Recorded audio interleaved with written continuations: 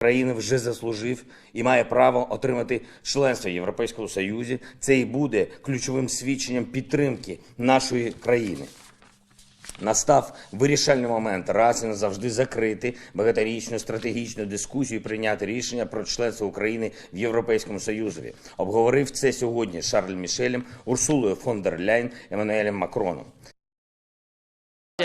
And could you please say how many years must it have taken, must have this bloodshed gone on in eastern Ukraine? 5, 10 years? Why did you start counting victims only today or say yesterday? Who gave you the right to ignore victims, especially we were talking about thousands of them over all these years? Isn't your conscience tormenting you when you Western journalists speculating on Minsk agreements and Russia never mentioned that in the eastern Ukraine, in Donetsk and Luhansk Republic, there are peaceful citizens losing lives every day. You never counted them, just like President Zelensky never considered them people. Who gave you the right to speak of the victims starting only today? If that's the way you create your reports, if that's your approach to it, you are not journalists and you're not people.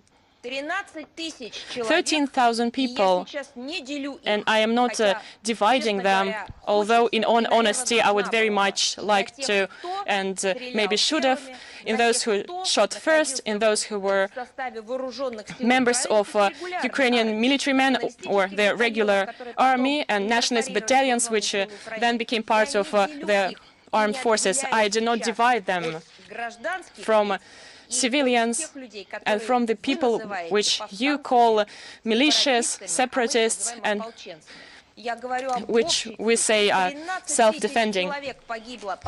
All in all, according to OSCE, 13,000 people died, and OSCE had no opportunity to account for every victim.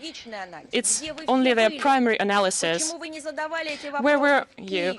Why didn't you ask these questions in Kiev? Why didn't you broadcast people in Donbass? Why did you give them no opportunity to attend international organizations meetings or join in online? You have no conscience at all.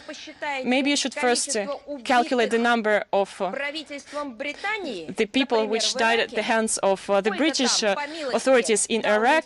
How many people died there on the orders of Downing Street? How many civilians died? And how many British military men died? Would you like to talk about Afghanistan? Because it's well time for that. So before you judge others, start with yourself. And if you talk about the situation in Ukraine and the actions of Russia in protecting peaceful citizens of Donbass, you shouldn't start counting with February 2022.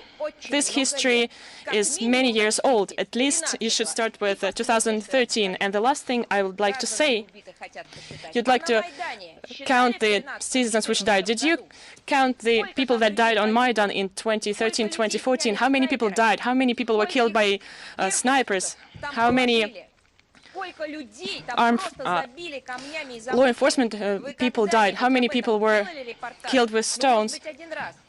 Have you ever reported on that? At least once during those years. So it's not for you to say that there's an operation conducted. It's not a beginning of a war. It's an operation to end a war which has been going on for many years, and ignoring it and not recognizing it is just as criminal as servicing informationally Kievan regime. And I am sorry for my emotion, but this has been overdue, and we do not want to listen to and trust your mass media. Russia met with states in a series of talks to try to deliberate, and Russia's base concern, among several other concerns, was Ukraine should never join NATO, that no progress on all these other concerns could be made as long as this was not guaranteed. This was rejected. There was no resolution.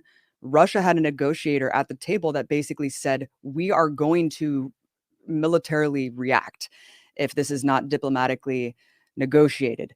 It became untenable.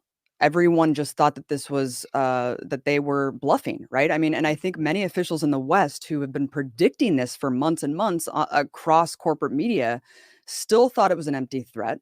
Perhaps they thought they could troll Russia into, backing down, maybe if they did think that Russia was, putting this out there.